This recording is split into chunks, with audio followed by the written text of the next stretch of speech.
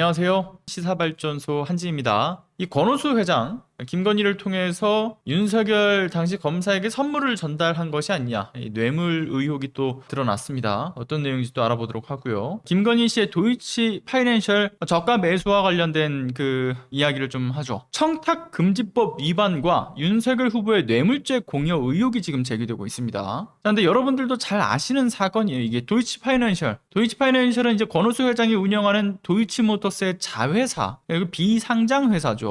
중요한 것은 이 도이치 파이낸셜이 지난 윤석열 후보자가 이제 특검팀 소속이던 그 2017년 1월 때 권오수 회장이 250만 주를, 그러니까 약 20억 원 가량을 이제 그 주식 매수 계약을 이제 윤석열 후보자 아내 김건희 씨랑 맺게 되죠. 이미 김건희 씨의 통화 녹취록에서도 여러분들 드러난 걸 아마 들어보셨겠지만, 이미 권오수 회장과 김건희 씨는 그 인연이 20년 이상이 지금 지속되던 인연입니다. 그러니까 특수 관계인인 두 사람의 이 거래가 확인되죠. 그런데 이 거래에는 매우 이상한 거래의 흐름이 있습니다. 내용을 한번 보도록 하죠. 지금 보시는 표에서 아래부터 보도록 할게요. 여기 2017년 1월 앞서 말씀드렸던 250만 주의 계약을 2017년 김건희 씨가 권오수 회장과 주당 800원으로 매수 계약을 맺습니다. 근데 이게 보시는 것처럼 기관 투자자인 미래에셋에서 계약을 했던 그 주당 1000원보다 무려 20% 저렴하게 계약을 해요. 특히나 도이치 파이낸셜이 어떤 회사였냐, 앞서 말씀드렸던 것처럼 비상장 회사였어요. 근데 도이치 파이낸셜처럼 비상장사의 그 주식의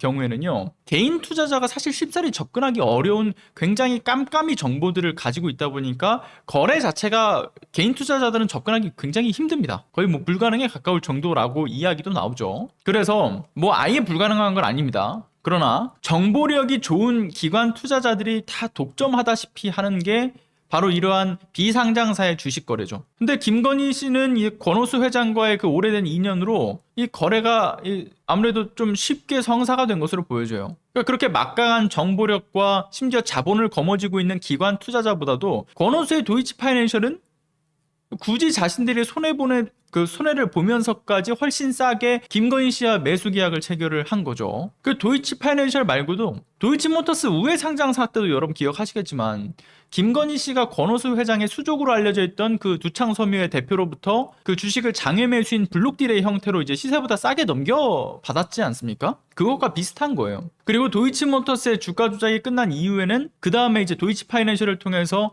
또다시 권오수 회장이 김건희 씨한테 돈 벌 기회를 준 거죠. 그리고 여기서 다시 표를 한번 보도록 하겠습니다. 보시게 되면 2013년 7월을 좀 보셔야 돼요. 이 시기에 보시면 주식 40만 주, 그러니까 2억 원어치 주식을 주당 500원의 액면가로 권오수 회장이 김건희 씨에게 팔아넘긴 적도 있어요. 자, 일반 상장 주식과 다르게 이 비상장 주식은, 그러니까 일반적으로 PC를 통해서 홈 트레이딩 시스템을 통해서 손쉽게 살 수 있는 것이 아닙니다. 심지어는 뭐 비상장사 주식 거래 사이트에서 구입을 한다고 쳐도 직접 가격을 제시를 해야 돼요. 직접 가격을 그 비상장 주식 회사한테 이제 거기 주식을 보유하고 있는 사람한테 가격을 제시한 이후에 그 이후에 거래가 이루어지는 거죠. 그래서 해당 주식을 갖고 있는 사람이 이거 제시한 금액이 마음에 들어 하면은 그때 주식 보유자가 팔아야만 거래가 성립이 되는 뭐 그런 되게 복잡한 구조라고 하죠. 그래서 앞서 말씀드린 것처럼 개인 투자자들이 쉽게 접근할 수가 없다라는 거예요. 그래서 기관 투자자가 껴들어와서 보통은 득을 보는 시스템인데, 설립되지도 얼마 안 된 시점인 이 도이치 파이낸셜이 권오수 회장과 그 측근들로만 지금 그 주식을 갖고 있는 상황에서 김건희 씨는 액면가 그대로 주식을 넘겨받는 특혜를 누리게 된 거죠. 아무튼 그렇게 싸게 사들인 이후에 얼마 지나지 않은 2015년에 1,500원으로 이제 거래가 이제 또 그 주식이 폭등을 하면서 권오수 회장이 또 그걸 굳이 다시 500원에 이제 사들였던 걸 굳이 다시 1,500원에 김건희 씨의 주식을 또 사들여줘요. 즉 3배의 수익을 권오수 회장이 김건희 씨한테 만들어준 겁니다. 그냥. 근데 여기서 끝이 난 게 아니라 앞서 그 표를 보셔서 아시겠지만 2017년에 들어서서 지금 보시는 것처럼 다시 20%나 저렴하게 김건희 씨에게 800원에 또 팔아 넘긴 거죠. 이게 전문가들이 하는 말에 따르게 되면요, 이게 지금 이해가 안 간다라는 거예요. 기관 투자자보다 더 싸게 판다라는 것은 애초에 주식시장에서는 이해할 수 없는 그러한 거래 형태라고 이야기를 합니다. 그래서 이에 대해서 민주당은 이 시기에 중수과장도 해, 특수부장도 해, 심지어 국정농단 특검팀 그 수사 4팀의 팀장도 해, 서울중앙지검장도 해, 그리고 검찰총장으로 이어지던 이 윤석열 후보자의 검찰의 막강한 권력, 그 권력에 대한 어떤 뇌물일 가능성을 지금 제기하고 있습니다. 그리고 공교롭게도 여러분들도 기억하시겠지만 경찰의 내사부터 시작해서 권오수 회장이 그 10년 동안 기소가 안 되지 않았습니까? 근데 그 안 됐던 이유가, 여러분들 제가 여러 차례 말씀을 드렸던 거지만 권오수 회장과 김건희 씨의 그 주가 조작, 그리고 그 주가 조작 혐의에 대한 뭐 수사 또는 기소 이런 거에 대한 가장 중요하게 걸림돌이 되었던 거는 증권범죄 합동수사단이라고 말씀을 드렸어요. 2013년 당시에 이제 박근혜 정부에 의해서 이제 초반에 바로 만들어졌던 증권범죄 합동수사단인데, 거기가 특수통 2중대나 다름없다라고 말씀드렸죠. 하필이면 아니어도 여의도 저승사자라고 불렸던 서울 남부지검에 거기에 증권범죄 합동수사단이 꾸려지고, 그 증권범죄 합동수사단에서도 권오수 회장을 잡아넣지 못하게 만드는, 그러니까 특수통의 막강한 검찰 백을 갖게 된 것으로 보여져요. 왜냐? 윤석열 후보자가 특수통의 아주 대표적인 인물이지 않습니까? 자, 그런데 문제는 이 비정상적인 거래에 대해서 윤석열 후보 본인도 지금 인지를 하고 있었다라는 게 가장 큰 문제예요. 윤석열 후보자가 검찰총장 인사청문회 당시 그 관련된 의혹에 대해서 서면으로 답변을 해요. 근데 그 답변 내용을 좀 함께 보도록 하겠습니다. 보시는 것처럼 서울중앙지검장이 되고 나서 불필요한 오해가 없도록 하기 위해서 계약을 해제했다라는 이야기를 해요. 즉 이게 무슨 말이냐면, 이게 논란이 될 만한 비정상적인 거래였다라는 것을 본인도 알고 있었다라는 겁니다. 따라서 현행 청탁금지법에 따라서 공직자였던 윤석열 당시 검사의 배우자인 김건희 씨가 주식거래의 차익만큼의 금품 제공을 약속받았다라고 한다면 명백한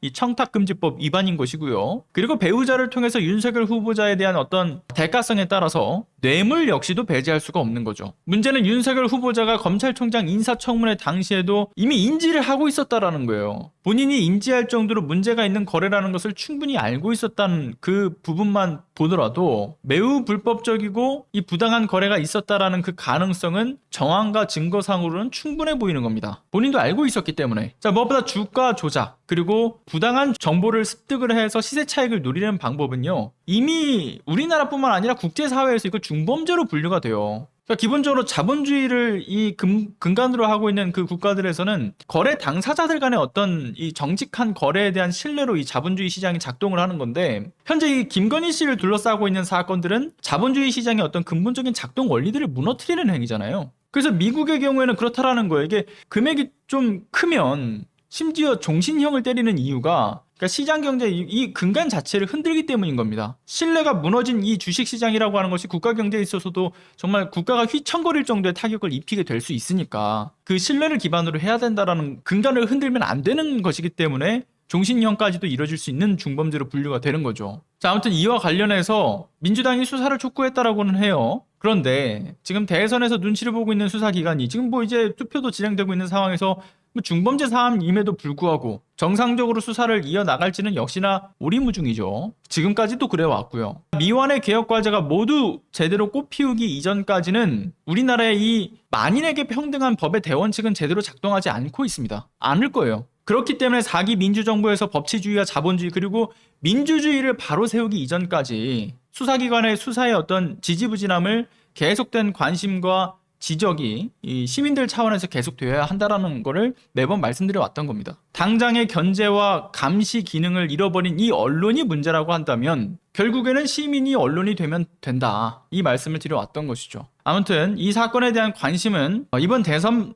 과정에서뿐만 아니라 대선 이후에도 끊임없는 관심을 가져야 된다 말씀을 드리면서, 부디 이 21세기 사회에서 아직도 다 꽃피우지 못한 이 법치주의와 민주주의를 확실하게 정착시킬 수 있는, 정말 사람이 사람답게 살 수 있는 사회로서 지금 이 전 세계에서 우뚝 설 수 있는 기회를 놓치지 않았으면 좋겠다. 이것을 좀 말씀을 드리고 싶고요. 무엇보다 우리가 이제 미래 세대를 위한 올바른 판단을 좀 해야 되지 않겠습니까? 그래서 이제 올바른 판단을 내려주십사 또 부탁을 드리고 싶습니다. 물론 여기 계시는 분들은 다 올바른 판단을 하실 거라고 생각하지만요, 아닌 분들도 이제 제 채팅창에서 가끔 한 번씩 보이기 때문에 꼭 그분들께도 좀 부탁을 드리고 싶습니다. 제발 사람이 사람답게 사는 사회를 좀 꿈꾸면서 투표를 해달라. 나를 위해서만이 아니라 우리를 위해서, 가족과 친구들을 위해서 이 여러분들의 소중한 아주 진중한 투표권 행사를 꼭 해주셔야 된다. 그렇기 때문에 오늘부터 있는 이 사전 투표에 꼭 여러분들이 참여를 해주셔야 된다. 이렇게 말씀을 드리면서 마치도록 하겠습니다. 오늘도 끝까지 시청해주신 시청자 여러분 진심으로 감사드리고요. 저는 월요일부터 금요일까지 아침 6시에 라이브를 계속해서 진행하고 있습니다.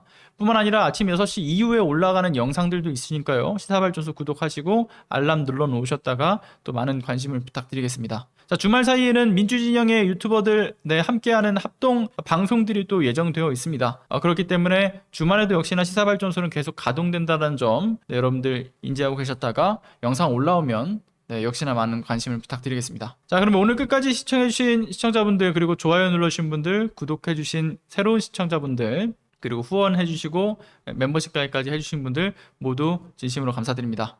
저는 다음 시간에 찾아뵙겠습니다. 감사합니다.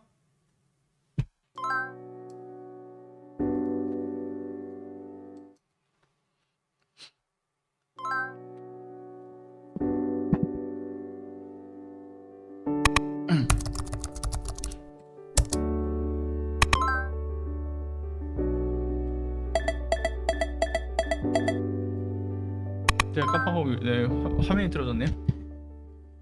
안녕하세요. 시사발전소 소장 감사합니다. 한지입니다.